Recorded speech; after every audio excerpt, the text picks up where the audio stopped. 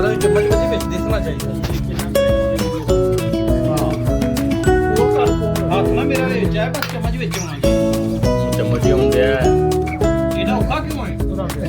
ਚਮਚ ਹੀ ਹੁੰਦੇ ਆ ਵਿੱਚ। ਲਓ ਭਾਜੀ ਇਹਦਾ ਔਖਾ ਕਿਉਂ ਹੈ?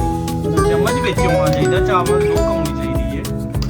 ਕੀ ਸੋਚਦੇ ਆ ਕੀ ਨਹੀਂ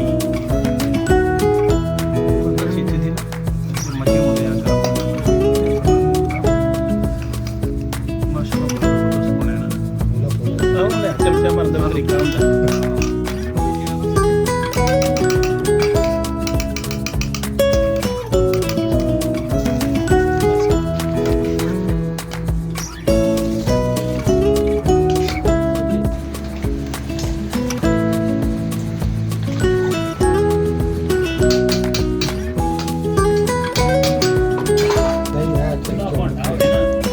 ਬਣਾਓ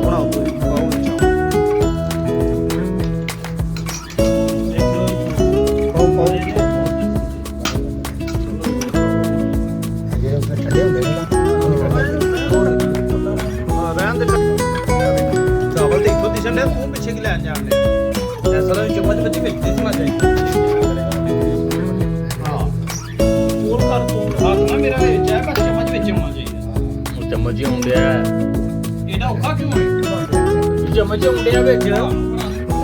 ਲਓ ਭਾਜੀ ਇਹਦਾ ਔਖਾ ਕਿਉਂ ਹੈ? ਚਮਚ ਵਿੱਚ ਹੋਣਾ ਚਾਹੀਦਾ। ਚਾਵਲ ਦੀ ਲੋਕ ਹੋਣੀ ਚਾਹੀਦੀ ਹੈ। ਕੀ ਸੋਚਦੇ ਆ ਕੀ ਨਹੀਂ